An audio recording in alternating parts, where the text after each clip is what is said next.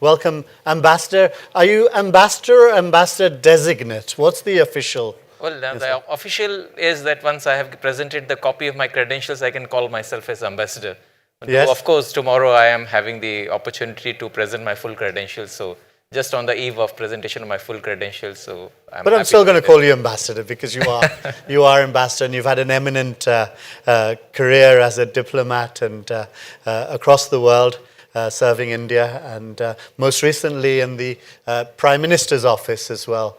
So my first question is, what does the world look like for a senior Indian diplomat like yourself today sitting here in Dubai?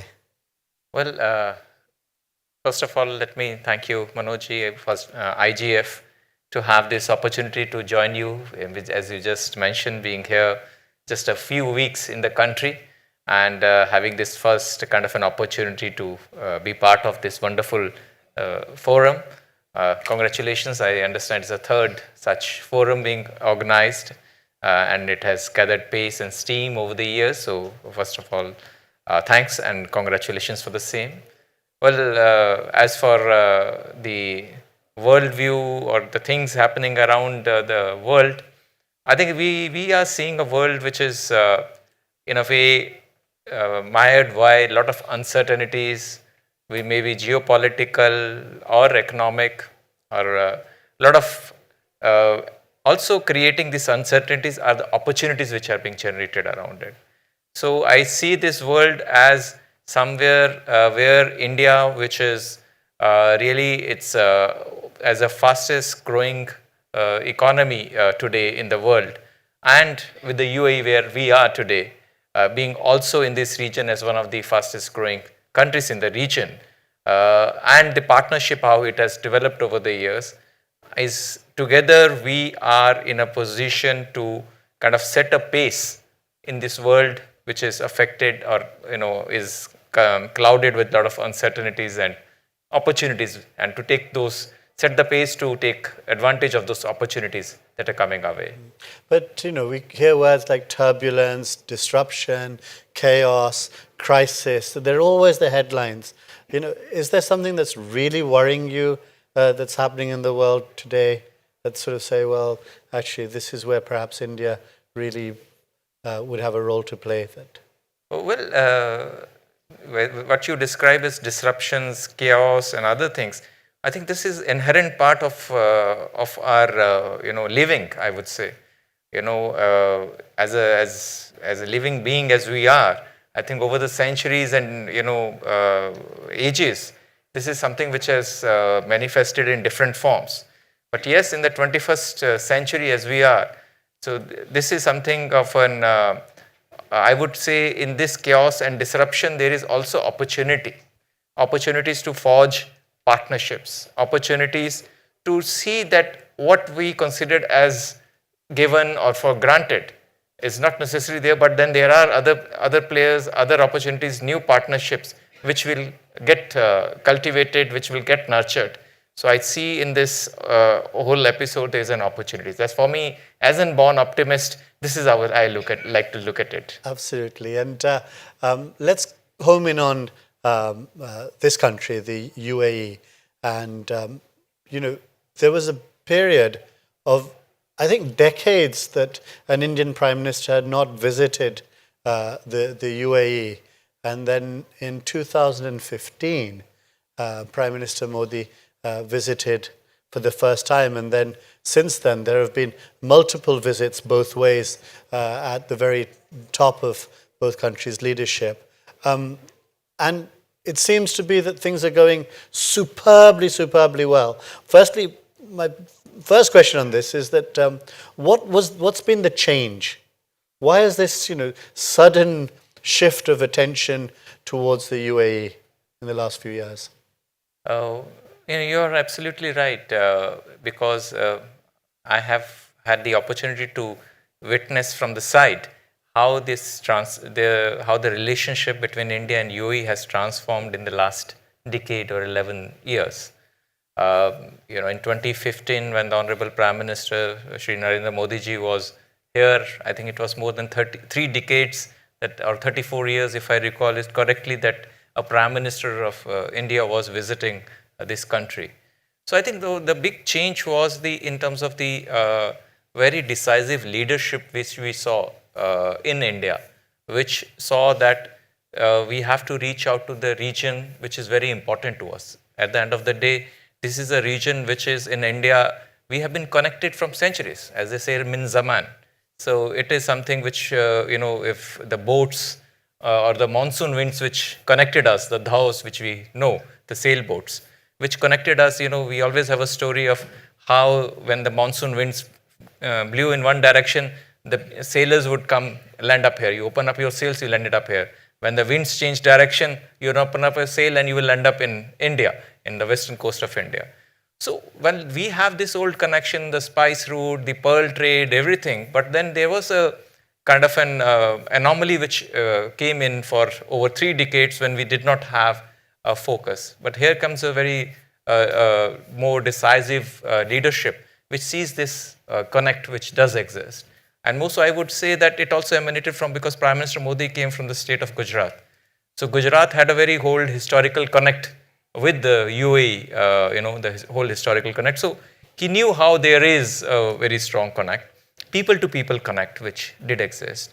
And being a leader with a vision, a leader who understood the pulse of the people, a leader who could see what is in the future, what is in the interest of the country, where he invested in this relationship. I think what came out was that here also when he visited, there was a message that, look, we are also been waiting for you. It is like as if, we are waiting that when you will, come across the Arabian Sea and land here, and we are waiting to. And I think that's where the meeting of the mind happened, where the leadership on both sides invested together a chemistry which developed the people to people provided foundation, but the personal chemistry which built between the leadership, whether it is Prime Minister Modi and the President Sheikh Mohammed, or His Highness the Prime Minister and Vice President Sheikh Maktoum here. So it's that personal bonds of leadership, bonds between the leadership, which kind of nurtured it. And today, if in this decade, what is defining this leadership is that trust, that chemistry, which does exist at that level, and then it percolates down from top to the bottom level. So I think that's starting from the top, that has helped to transform it. And as a diplomat who is in India, we also a bureaucrat. I think the bureaucrats have also, seen that we don't have to be the mountains, where people have to cross and find it difficult, but we have to be more agile, more nimble, and maybe through the mountain of bureaucracy, create those softer tunnels so that the traffic can flow. That's where it has happened over the past decade when we've seen the nurturing of a comprehensive strategic partnership. We saw how the, setting up of a comprehensive economic partnership agreement, the free trade agreement in a common words, how it, it was on a record time that we had, and for UAE, it was the first free trade agreement they had was with India. And now, of course, UAE has with, I think, more than 30 countries. But having that is a reflection of the trust, that chemistry, which led to this. And today, I think that transformation shows as if we, in a more technology term, will be like we are in a hyperloop. We are moving at a pace which is unprecedented kind of a thing. And today, I don't, everybody feels and sees. I'm sure many of people who would have come from India here, or those who are here, they are witness to it, is that today what we are witnessing is we are seeing that even skies, it's not just the limit, it's only a beginning. So that's how it's a journey as it we see. So I know it's a tradition, and I saw your photograph with Prime Minister Modi just before you were coming across to these shores, and it's a tradition for an ambassador to go and meet the Prime Minister and take some advice and words of wisdom. So I'm going to ask you to reveal some secrets. What were his instructions to you? Well, his instructions are very... It's just us in the room and probably a few million people Yeah, watching. please do not. So it's just between us. Between us. His only instruction was, this is a relationship which is of highest importance to us. And this is something which we should continue to nurture, which we should continue to thrive to see that how we can build. So it's an excellent relationship. So the task before me, the given to me is how can you make it better? So that becomes the most challenging task when you have a relationship where the leadership is fully invested.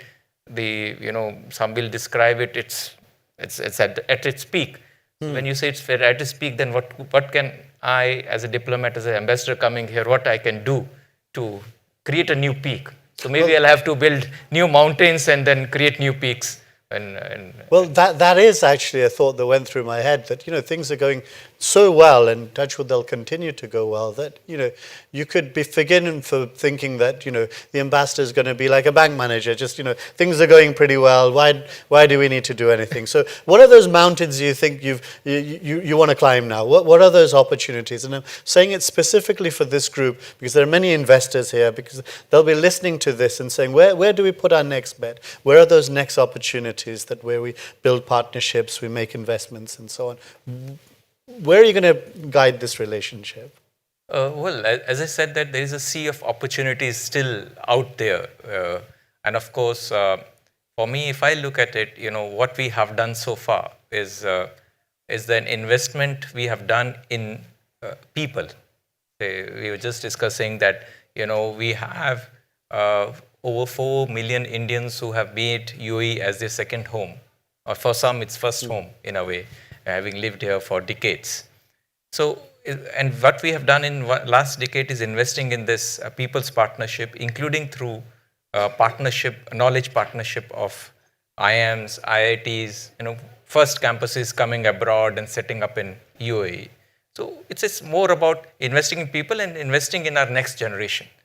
So for me, the important is how do we invest into this next generation partnership? I know people who stay there for decades. They have younger, the youth which have grown here. There's a youth if I may say, our friends and colleagues in Emirat society, as also the youth, the young demography in India. So for me, that's a very important part of investing in that. So investment in that would be including their aspirations. So, we know India being the third largest startup ecosystem in the world today, with more than 100 unicorns, which does exist. And they are still aspiring. They are, I think they are, one place I said that they are like the cricket team who are very bold, ambitious, and ready to take on the world. So they are yearning. So I'm sure this is an opportunity to how do people look at them? How do you truly global, how they are made?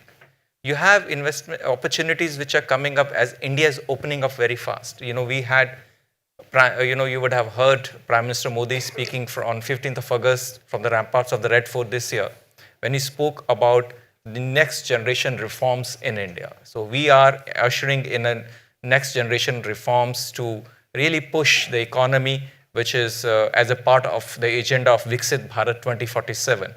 So as a part of that reforms, you will see a certainly opening up of many sectors which is happening. More recently, you would see a focus which is there on the shipping and shipbuilding sector. We are coming with the new policy kind of an incentivization on that. Second, we have pushed is in high technology areas, semiconductor ecosystem as it is burgeoning out in India, where global companies are coming and setting it up, because they see India as a place where they can serve not just the Indian market, but as an India from the hub to also service rest of the world. Also, that's kind of an opportunity. We have is a very strong AI and quantum missions, artificial intelligence, quantum missions, the high-tech, new tech areas. If I may say, bio E3 policy, the biotechnology area. These are the kind of technology areas which we are now being opening up. For a long, these were not the areas which were open, or they were very open. They were very closed, a set of people working in these areas. So these are the new areas which are opportunities which many people do not look at it, but they are the growth potential is immense. Space sector, we have opened up the space sector in India for the private, public, from the public to the private sector, foreign investors. So we have seen ourselves seen a growth of where there were hardly a single-digit startups in India in the space sector. Today is more than 200. Those startups are now launching rockets, building satellites, whatnot. Now more, we announced in this year the budget in India was opening up of a, as a part of her commitment of the clean energy is a nuclear energy sector, civil nuclear energy sector. So I think that is going to be another major area of reform into whether it's a small, modular, advanced reactors or a new age clean energy. Because we talk about AI, we talk about data centers, we need energy along with it, while there is a traditional conventional form of energy, but also new cleaner forms of energy as we need to keep up pace with the requirement as it grows with any country growing economy too. We can, these are some areas just I'm just mentioning, but then again, there is a huge potential which does exist.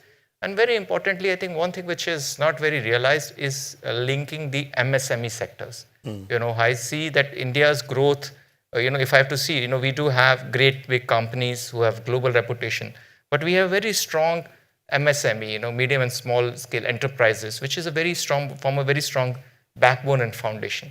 In fact, when we talk about a global resilient supply chains, these are the backbones of who can be the backbones of these global resilient supply chains.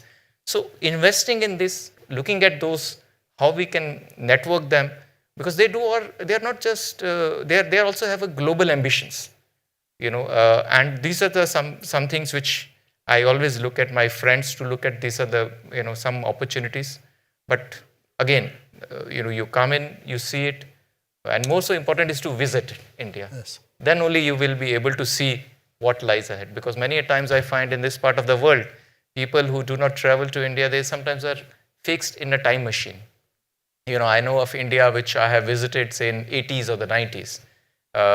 But, have you visited India, which is of 2025, where we are, where we have changed in India? So I think that's, again, I would like them to also come, visit, see the change as it comes out there. And I guess that's very much in line with India Global Forum's rationale. And I said in my opening remarks that India Global Forum exists to tell the story of contemporary India and bring those opportunities to a global audience. And as we were, sitting outside, I briefed the ambassador. I briefed you about the fund that we've announced, the 250 million growth fund for Indian, principally MSME companies seeking to go global and using the UAE as a great launchpad. And instantly you grabbed onto that and you said Africa. Where does Africa fit into the UAE-India relationship, as you say it? Because it's exciting, and I see some strong interest from Vedanta and other places in Africa as well, and other companies that are here as well. So. No doubt. I think first of all, let me commend you and congratulate you on this initiative for sending up this wonderful fund here to connect the MSMEs and to give. You see that the growth story of them and believe in their what they can do, their potential. But yes, as I was mentioning, I think it's important to look at it. It's not only India, UAE doing between us, but also what we can do together in a third region. And Africa certainly is one such huge potential, which is untapped potential out there, because they are also all yearning for growth, for supply chains. When you mentioned in the beginning, having I got some advantage of working in the Prime Minister's office was to have the opportunity to travel with him to different parts of the world as well. So that was an added advantage. But seeing from there, his recent visit he had to Africa, the kind of conversations he had in that part of the world. What Namibia, we saw I think. in Namibia, in Ghana, and we had a lot of incoming visits to India from Africa. So, the kind of conversations we had, even recently when Prime Minister was there for the G20 summit in Joburg and his other conversation, as I saw. I think they are all, again, it's a place where they are waiting for us to come and do a handshake. The story which I mentioned about a decade ago, when the Prime Minister coming and visiting after 34 years, when you find, the leadership here waiting for you for a handshake to come in, and how we have transformed. I think that's a kind of a story which we will find in Africa too. And they are looking at it, as you would have heard Prime Minister speaking in the parliament in Namibia too. So they are looking for that partnership which helps to local growth, that leads to generation. It's not about exploitative nature of the partnership. It is more about partnership, which is kind of a win-win, which is also leading to local development in that regard. And that's where India UAE story, I think that's our story, which is also about going from south to another south. So, and I think UAE is quite invested, if I say, in Africa. They do, good logistics operations, which they do have to Africa. So I'm sure there's a strong case for India-UAE partnership in the private sector, public sector, to come together and to explore that opportunities, opportunities, because India brings in that element of trust. Even in Africa continent, there's an element of trust, faith on India. If you see anything India, you said, yes, this is something which we can relate to. And another thing is that, it's a level of development, and culturally, the challenges which were faced are similar. So the solutions to those challenges would also be equally applicable to them. So if I have found a solution to my challenge, that's something Africa would find it culturally very acceptable, receptible to it. And well, yes, of course, and the mantra often quoted in India is that if we can solve a problem for 1 billion people, we can solve a problem for the world. And we're seeing that in various other sectors. Look, I'm conscious of time, and I know that some of our participants are keen to ask questions. So we've got time for a couple of questions, and then we'll need to wind up. So I think, Salva, you had one question. Yes?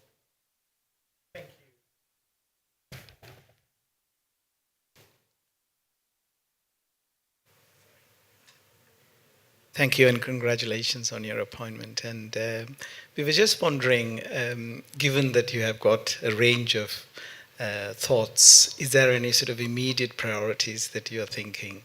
And then UAE also have this priority of D33 when they are celebrating the 200 years of Dubai. So we were just wondering, any thoughts on that? Thank you. Thank you so much. I think for me, the immediate priorities as an ambassador, if I may say, would be to see how I can deepen the trust which exists, the chemistry which exists on the both sides, how I can build upon and take advantage of it in a way for the benefit of the people, for the countries on both sides, for the businesses on both sides. For me, the priority would be to look at speed with which we can work to realize. We are talking about MSMEs, maybe Africa Connect or bilateral investment opportunities. The speed with which we can work to realize and implement it on the ground.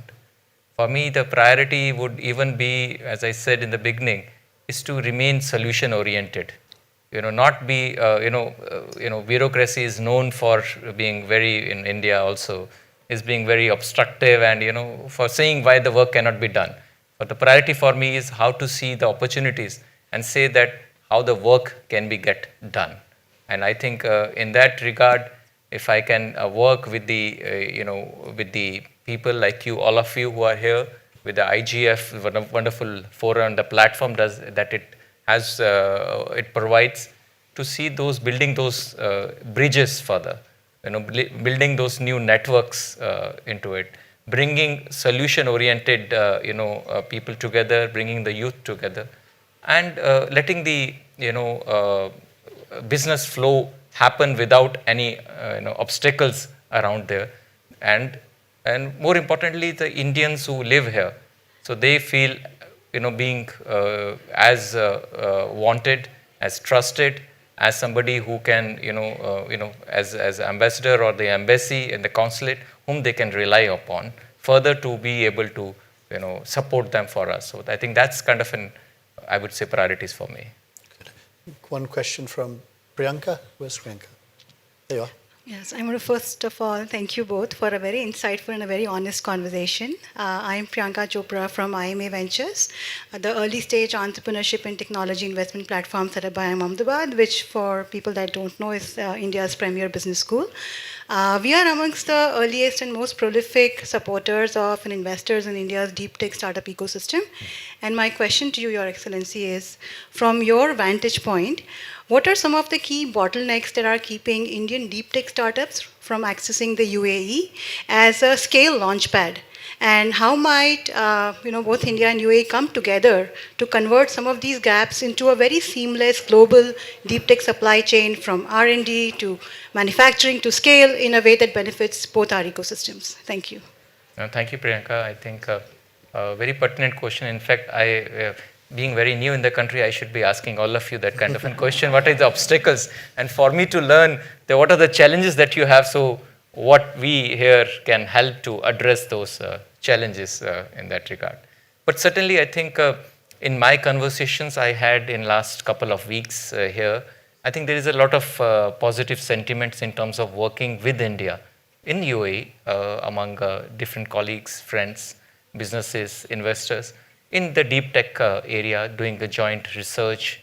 We are working on things like supercomputing, what we can do in AI. As you know, we are doing the AI Impact Summit in February, as India is hosting. So around that, there's a lot of conversation which are happening. We know here, the G42 so there's a conversation happening between them and the Indian partners. There are other companies who are working into genomics and others. So there is I think a lot of positive opportunities, and I see a lot of interest. So I think it is more about bringing the ecosystems together.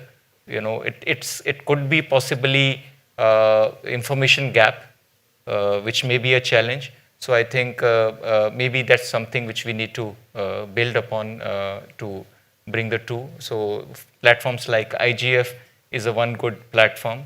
You said IMA here, presence here, that also becomes a very important, or IITD campus here, because some very important platforms to bridge those information gaps which may exist on that. But I find a lot of interest here, and they want to do more with India on the deep tech. Okay. One last question that I have, and before we proceed to the drinks reception, and we don't want to hold anybody to that, and to welcome you more informally at the drinks reception, but I can't help but ask this question. You've worked very closely with Prime Minister Modi in his office over several years, immediately in the past. What's the one thing you learned from him? Well, that's a very difficult question, because that stands out. Because there are many things which I can kind of recollect and see. I think it's very, very important part for me was the one, looking at it, being a good listener. Listen to others and try to understand, and being able to empathize, being a very good patient listener. At the same time, remain ambitious. Think big. Never think anything is impossible. Everything is achievable. It's just that you have to work a way to find a solution, move towards it. If you are persistent, don't be distracted by the sound or the noise around it. But if you are focused, you will achieve the big things which you have thought of, which you is. So, and to look at it is, there's no kind of an excuse for no hard work. You have to do hard work, and hard work. If something you need to achieve, be persistent, be at it, do the hard work, and you will achieve it. Thank you ever so much. And before I conclude, I'd like to acknowledge the presence of the Vice Captain of the team, Satish Sivam, His Excellency the Consul General of India here in Dubai. He's been a great friend of India Global Forum for all of these years. So it's really great and special that you've been able to make it here as well. And as the captain of the team, I can assure you that the India Global Forum team here will support you in wicket keeping, in batting when you want us to go out and bat, and occasionally if you need to bowl somebody out, we're also there for you.